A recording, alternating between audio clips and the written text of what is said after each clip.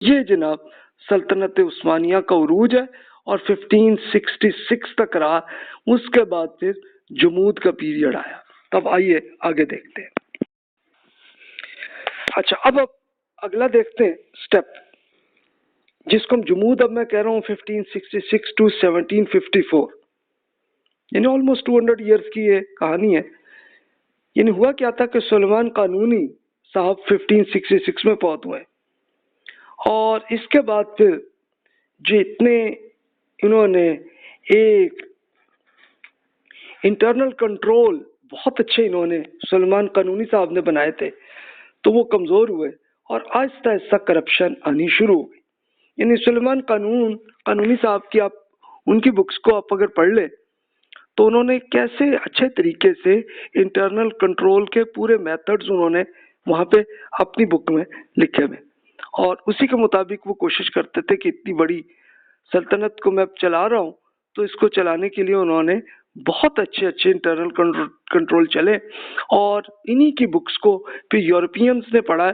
تو اب آپ اگر یہ دیکھیں کہ یہ آج کل انٹرنل کنٹرول کی کئی بکس میں آپ کو ملے گا کہ اب جیسے آپ آج کل یہ دیکھ لیجئے کوزو فریم ورک آپ دیکھ لیں یا اور اس سے پہلے بھی آپ کی میتھڈالوجی آڈٹ کے لیے میتھڈالوجی اور یہ سب تو اس کی بہت ساری چیزیں آپ کو سلیمان قانونی کی بکس میں مل جائیں گی آپ کو.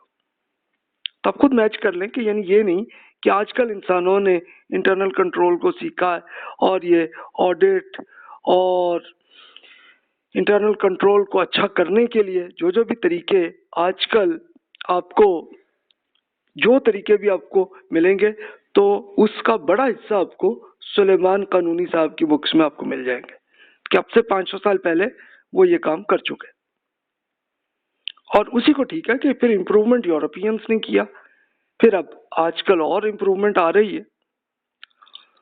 اچھا اب دوسرا مسئلہ آیا سلطنت عثمانیہ میں اب جا کے جو مسلسل فتح کر رہے تھے اب شکست ہوئی ہے 1571 میں. ایک طرف تو رشیا نے خشکی سے آتے ہوئے حملہ کیا ترکی پہ, دوسری طرف یورپ نے سمندر کے راستے وہ حملہ کیا اور اس میں دونوں طرف سلطنت عثمانیہ میں تب جا کے شکست ہوئی ہے. رشیا نے آتے ہوئے آرمینیا اور آذربائیجان تک ترکی کی حکومت تھی تو شکست ہوئی ہے. یورپ میں آپ ابھی پہلے پڑھ چکے ہیں کہ یہ جو پہلے ایڈمرل خیر الدین باربروسا صاحب یہ 1546 میں فوت ہوئے تھے تو اس کے کوئی 30 سال بعد ان کی نیوی اتنی اچھی نہیں رہی اور یورپینز نے بھی کافی ایریے میں اپنا ان کا کنٹرول آ گیا. سلطنت عثمانیہ کا پہلا شکست آپ کہہ لیں. اگلا سٹیپ آئیے. سب سے بڑا یہ معاملہ ہوا کہ نالائق اور سست بادشاہوں کی بڑی تعداد ہونے لگی. یعنی اب ہوا کیا کہ ایک بادشاہ فوت ہوتے تب جو شہزادوں میں بالکل ہی سست قسم کے اور بیکار قسم کے جو شہزادے رہے ہیں تو انہی کو حکمران بادشاہ ان کو بناتے تھے. یعنی اصل میں پیچھے سے اصل جو حکومت کون چلا رہے ہوتے تھے بیوروکریٹس. تب آپ دیکھیے کہ اس کے کچھ ایگزامپلز میں عرض کر دیتا ہوں ورنہ اور آپ بکس میں پڑھیں گے تو آپ کو اور مل جائیں گی. مثلا ایک حکمران محمد سوم جو ہیں وہ ان کی حکومت رہی ہے 1595 to 1603 تک. تو انہوں نے خود اپنے 19 بھائیوں کو قتل کیا تھا. اچھا کیوں کیا تھا؟ کیونکہ وہ جو اپنے 19 بھائی اور جو تھے وہ بھی حکمران بننا چاہتے تھے بادشاہ. تو بادشاہوں کے لیے شہزادوں کی آپس میں جنگیں. ایک اور مثال دیکھیے ابراہیم اول جو 1640 to 1648 تک ان کی حکومت رہی ہے. تو ان کی یہ بیچارے کا معاملہ یہ تھا کہ ایک ذہنی طور پہ بالکل معذور بادشاہ ہوتے ہو اور اصل میں پیچھے سے حکومت ان کی والدہ ماہ پیکر ان کا نام تھا ان خاتون کا تو وہی حکومت چلاتی تھیں اور بعد میں پھر ان پر بھی خود انہی کے جو بھی ان کے بیوروکریٹس اور ملٹری اور جو بھی لوگ تھے انہوں نے ان کو بھی زہر لگا کے مار دیا, اب نیا بادشاہ رکھ لیا. لیکن بادشاہ وہی عثمان خان ہی کی نسل سے ہی آتے رہے، لیکن بس نام کے ہی ہوتے تھے، پیچھے سے حکومت جو ہے وہ بیوروکریٹس وہی چلاتے تھے۔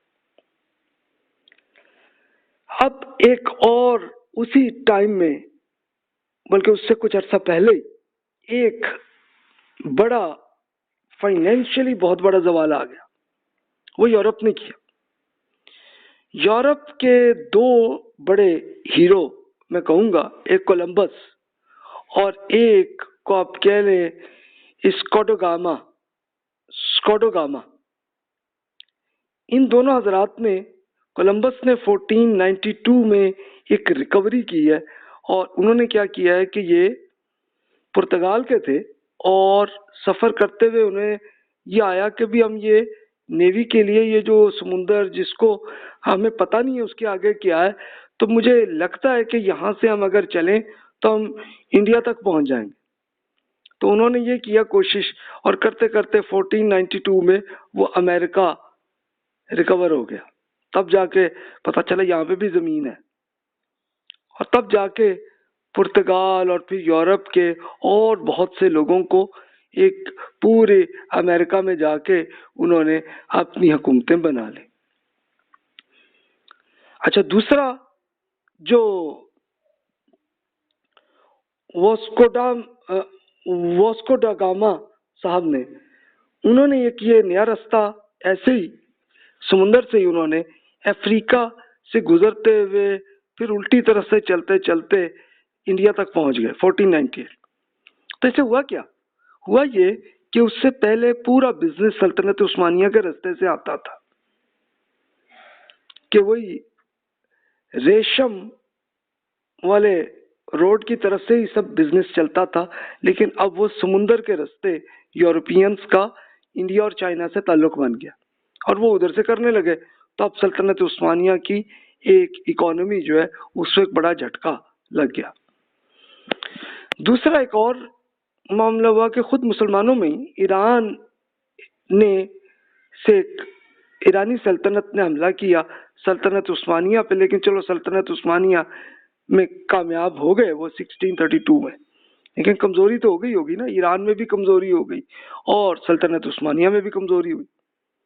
اس کے لیے انہوں نے پھر یہ قصر شیریں کی صلح کا معاہدہ جسے کہتے ہیں، قصر شیریں یعنی ایک یہ پورا ایک ایریا کے جہاں پہ ایک محل تھا، وہاں پہ انہوں نے ایگریمنٹ کیا تھا ایران اور ترکی میں، کہ جس میں سلطنت عثمانیہ کے لیے بصرہ تک بارڈر طے ہو گیا کہ بھی اب سلطنت عثمانیہ آگے ایران کی طرف نہ آئے، اور اسی طرح ایران نے بھی یہ ایگری کر لیا کہ ٹھیک ہے جناب، ہم یہ بصرہ سے پرے ہم عراق کے اندر نہیں گھسیں گے۔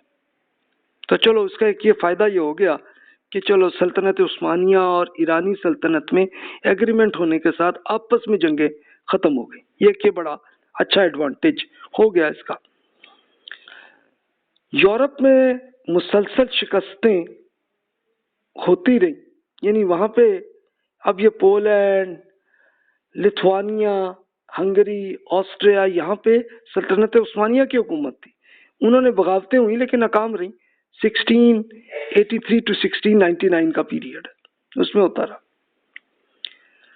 اب یہ ایک بہت بڑا احمقانہ ڈیسیژن ہوا جس کو قفس کہتے ہیں فارسی میں۔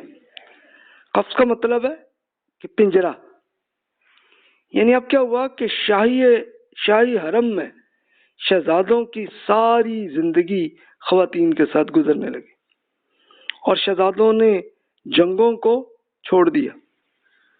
اب وہ اس سے کیا ہو گیا، یعنی ہوا کیا کہ یہ جو محل تھا بادشاہ کا استنبول کے اندر، اس کو شاہی حرم کہتے تھے، کہ جس میں بس شہزادے وہیں رہیں گے، اس سے باہر نہیں نکلیں گے، اور صرف خواتین ہی کی حکومت، ان کی والدہ بھی ہوں، چاہے بہن ہو، بیگم ہو، اور بہت ساری ایک لونڈیاں وہ بھی ہوتی تھیں، اور بس یہ تم صرف انجوائے کرو، اس سے لے کے تم کام نہ کرو۔ تو پھر اب دیکھیے کہ ان کے اپنے جو دادا پردادا جو گزرے ہیں، عثمان خان کو لے لیں، اور وہاں سے لے کے سلیمان خان، جو سلیمان قانونی صاحب تک، خود بادشاہ آگے چڑھ کے وہ خود حق جنگ کے اندر وہ آگے آتے تھے، تو اب شہزادوں نے سب چھوڑ دیا، اور خالی یہ آج کل اردو میں یا پنجابی میں بھی آپ دیکھیے کہ شہزادہ ایک طنز کے طور پر کہا جاتا ہے کہ وہ آدمی جو بالکل کوئی کام نہ کرے.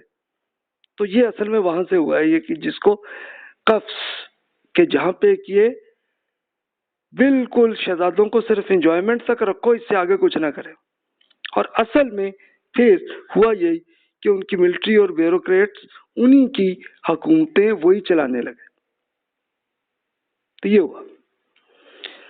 اب یہ دیکھیں کہ ملٹری کی طرف سے ینگچری نے خود بغاوت کر دی تھی 1730 میں. اب سے یہ تقریباً 300 سال پہلے کی بات ہے. ینگچری آپ کو یاد ہوگا کہ جو اس سے پہلے میں نے عرض کیا تھا پیریڈ کہ ینگچری ایک انہوں نے یہ پوری ملٹری بادشاہ نے تیار کی تھی کہ وہ بچوں کو ہائر کر لیتے تھے اور ان کی پوری زندگی تک ان کی ایجوکیشن ٹریننگ پھر وہی سے پروموشن کرتے کرتے ان کو بہت بڑا ان کو ایک اچھی پوزیشن مل جاتے تھے پروموشن کے ساتھ ساتھ، اور وہی حکومت کے ہیڈ وہی چلاتے تھے. اب ینگچری کو کہا جاتا تھا یہ بادشاہ کی پرسنل ملٹری ہے، یعنی ایک پوری حکومت کی نہیں بلکہ صرف بادشاہ کی پرسنل ہے. لیکن اب ینگچری نے خود بغاوت کر لی اور انہوں نے جا کے تو پھر یہ ہوا کہ ینگچری کی حکومت وہ آج تک ترکی میں چل رہی ہے. یہ حالت ہے. ایک حادثہ اب ہوا ہے کہ چلو ایران کے ساتھ تو ایگریمنٹ ہو گیا تھا لیکن افغانستان سے نہیں ہوا تھا، اور وہاں کے نادر شاہ ان صاحب نے تو یہ کیا تھا کہ انڈیا، ایران، ترکی سب کو شکست کرنے کی انہوں نے کوشش کی تھی، اور ترکی میں پھر نادر شاہی جیت گئے تھے 1736 to 1347 کا. تو یہ ڈیزاسٹر ہے. اچھا اب نادر شاہ اگر چلو یہ خود انڈیا، ایران، ترکی سب میں بھی تم جیت گئے ہو تو اپنی حکومت چلاؤ. حکومت خود نہیں چلاتے تھے، واپس افغانستان چلے جاتے تھے. تو پھر آپس میں پھر انڈیا میں بھی یہی ہوا کہ انتشار ہی رہا، اور ترکی میں بھی یہی رہا، اور ایران میں بھی آپ کو یہی نظر آئے گا. اب ایک اہم فیکٹر ہم وہ بھی دیکھیں کہ یورپ کی اس زمانے میں کیا حالت تھی کہ جب یہ دور جمود اور زوال کا پیریڈ تھا سلطنت عثمانیہ میں، یعنی مسلمانوں کی سپر پاور کے اندر جمود اور زوال چل رہا تھا. تو یورپ کا کیا حال تھا؟